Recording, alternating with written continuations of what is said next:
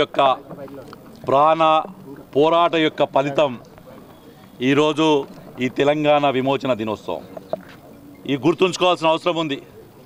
ఆ రోజు ఇది ప్రత్యేక దేశంగా, ఒక మతపరమైన దేశంగా మార్చాలని నిజాం మూర్ఖులు ప్రయత్నం చేస్తున్న సందర్భంలో సర్దార్ వల్లభాయ్ పటేల్ గారు నెహ్రూ గారు కాదని చెప్పి ఆ రోజు ఆపరేషన్ పోలో నిర్వహించి తెలంగాణను భారత భూభాగంలో విమోచన చేసిన సందర్భంగానే ఈరోజు ఈ యొక్క విమోచన దినోత్సవం అని చెప్పి నేను మరొకసారి గుర్తు చేసుకుంటున్నాను. ఎందుకంటే ఒక సాకలి ఐలమ్మ, ఒకరి పేరు కాదు, ఓ నరసింహారెడ్డి, ఇలాంటి పేర్లు తీసుకుంటూ పోతే వందలు వేల మంది ఆ నిర్మల్ దగ్గర ఉన్న ఆ మర్రి చెట్టు దగ్గర ఎంతమంది ప్రాణత్యాగం చేశారో, ఎంతమంది ఎన్ని తాండాలలో, ఎన్ని గ్రామాలలో, ఎంత ఆ నిజాం రజాకార్ల యొక్క దుర్మార్గమైన వారి యొక్క దౌర్జన్యాలకు బలయ్యారో ఒక్కసారి గుర్తు చేసుకోవాల్సిన అవసరం ఉంది. మనం ఎలా అధికారం రాకముందు టీఆర్ఎస్ పార్టీ మాట్లాడింది, కాంగ్రెస్ పార్టీ మాట్లాడింది, వీళ్ళ అధికారంలో ఉన్న కర్ణాటకలో దీన్ని తెలంగాణ విమోచన దినాన్ని అధికారంగా నిర్వహిస్తారు. కానీ తెలంగాణ ఖచ్చితాలకే ముస్లిం మైనార్టీ ఓట్ల కోసం నిజాం యొక్క ఎవరైతే రజాకర్ల వారసులు ఉన్నారో, నిజాం వారసులు ఉన్నారో వాళ్ళ యొక్క ఓటు బ్యాంకు కోసం ఇలా రేవంత్ రెడ్డి కానీ, కాంగ్రెస్ ప్రభుత్వం కానీ, మొన్నటి వరకు టీఆర్ఎస్ ప్రభుత్వం కానీ దీన్ని నిర్వహించకపోవడం, 2023 నుంచి కూడా భారత ప్రభుత్వం దీన్ని అధికారికంగా నిర్వహిస్తూ ఇవాళ కూడా రాజ్నాథ్ సింగ్ గారు ఏదైతే మన భాగ్యనగరంలో ఈ యొక్క విమోచన దినోత్సవాన్ని కేంద్ర ప్రభుత్వం అధికారంగా నిర్వహించడం జరుగుతుంది. ఇవాళ అన్ని దగ్గర కూడా పెద్ద ఎత్తున గ్రామాన కూడా జాతీయ జెండాలు ఎగిరేసుకొని ప్రతి ఒక్కరం కూడా ఈ విమోచన దినోత్సవం రోజు నిజంగా కూడా అందరం కూడా అర్థం చేసుకోవాల్సింది. విశ్వకర్మ, మనం విశ్వానికి అంతా కూడా ప్రతి పని చేసే వ్యక్తికి ఆయన ఒక విశ్వకర్మ గారి జయంతి రోజు ఈరోజు. అదే రోజు విశ్వగురువుగా పేరు పొందుతున్న మరో మహానాయకుడు మన భారత ప్రధాని నరేంద్ర మోడీ గారి 75వ జన్మదిన సందర్భంగా కూడా ఈరోజు ఎక్కడ చూడు మామూలు స్లమ్లల్లో ఎప్పుడూ చేసుకొని దగ్గర, స్కూళ్ళల్లో అన్ని దగ్గర కూడా ప్రతి చావడి ప్రతి దగ్గర కూడా మేము రక్తదాన శిబిరం పెడదామనుకుంటే అనుకున్నాం.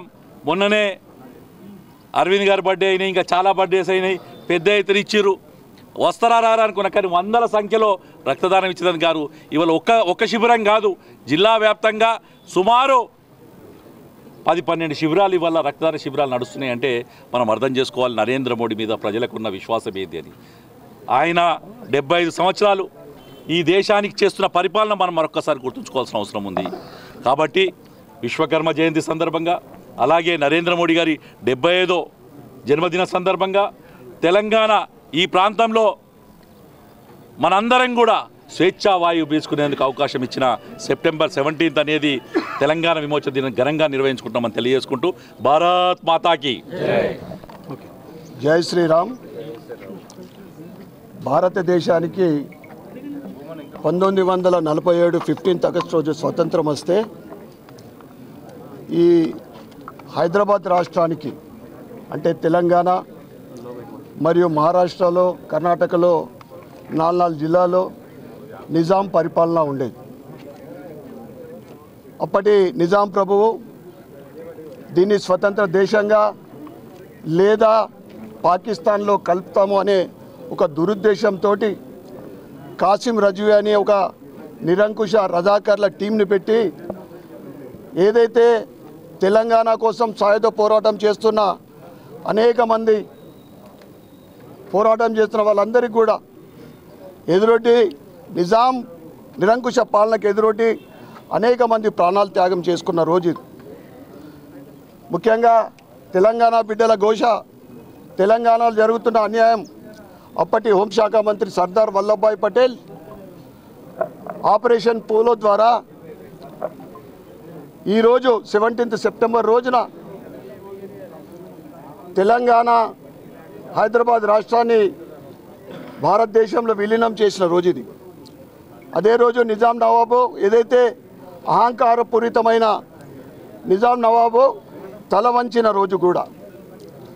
ఇటువంటి రోజు గత ప్రభుత్వాలు బీఆర్ఎస్ కానీ ఇప్పటి కాంగ్రెస్ కానీ తెలంగాణ విమోచన దినం చేసుకున్నాలని భారతీయ జనతా పార్టీ అనేక సంవత్సరాల నుండి డిమాండ్ చేస్తూ ఉంటే దాన్ని పట్టించుకోకుండా ఒక వర్గానికి సంతోషపెట్టడానికి ఓట్ బ్యాంక్ కోసము వారికి భయపడి తెలంగాణ విమోచనం కాకుండా ఏదేదో వేరే పేర్ల మీద చేస్తూ ఉంది.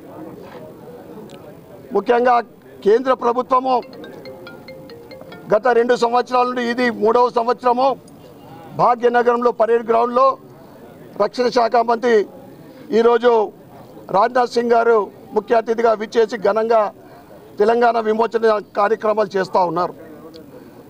రాబోయే తరానికి తెలంగాణ కోసం పోరాడిన తెలంగాణ యోధులు వారందరినీ జ్ఞాపకం చేసుకునే విధంగా గుర్తుండే విధంగా ఈ తెలంగాణ విమోచన దినాన్ని ఘనంగా చేసుకున్నాలని నేను విజ్ఞప్తి చేస్తూ, ఏదైతే ముస్లిం నిజాం నవాబ్లో నిజాం పరిపాలనలో ఉన్న ఇవన్నీ పేర్లు ముఖ్యంగా నిజామాబాద్ని ఇందూర్గా మార్చాలని నేను భారతీయ జనతా పార్టీ నిజామాబాద్ జిల్లా అర్బన్ శాఖ తరఫు నుండి ప్రభుత్వాన్ని డిమాండ్ చేస్తూ ఉన్నా.